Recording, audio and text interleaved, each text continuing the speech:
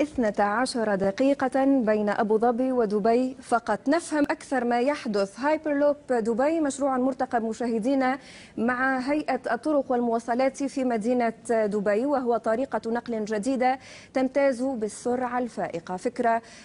فكرة تقنية النقل هذه تقوم على استخدام عربات أو كذلك حجيرات تتسارع عبر أنابيب في ظروف شبه مفرغة في الهواء، طبعا ذات احتكاك ضعيف أو ربما معدوم مشاهدينا، لزيادة فاعليتها وسرعتها طبعا، حيث قد تصل هذه السرعة إلى 1200 كيلومتر في الساعة كما نشاهد هنا على هذه الشاشة. تقنية الهايرلوب تهدف إلى اختصار الوقت وكذلك طبعا المسافات لزمن قصير ومسافة أقرب بين المدن، وكذلك مشاهدينا بين الدول، حيث من المفترض أن تستغرق الرحلة بين دبي وأبو ظبي كما سبق وذكرنا 12 دقيقة فقط.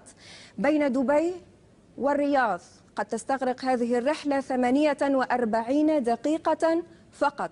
بين دبي والدوحة قد تستغرق 23 دقيقة فقط. بين دبي مثلا ومسقط 27 دقيقة. ويرى القائمون على فكرة هذه التقنية الجديدة أنه سيكون لها تأثير في قطاعات عدة. من هذه القطاعات القطاع الاقتصادي طبعا، حيث سيسمح القطار السريع بنقل الأفراد أولا بسهولة، وكذلك بنقل البضائع كذلك بشكل سريع وكلفة أقل.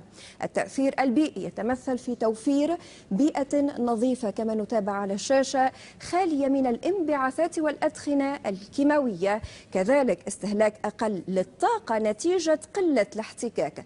التأثير الاجتماعي أيضا فائدة من بين فوائد هذا الإنجاز، حيث تعتبر وسيلة نقل آمنة معدومة الحوادث ولا تتأثر بالعوامل لا الجوية ولا بحالة الطقس.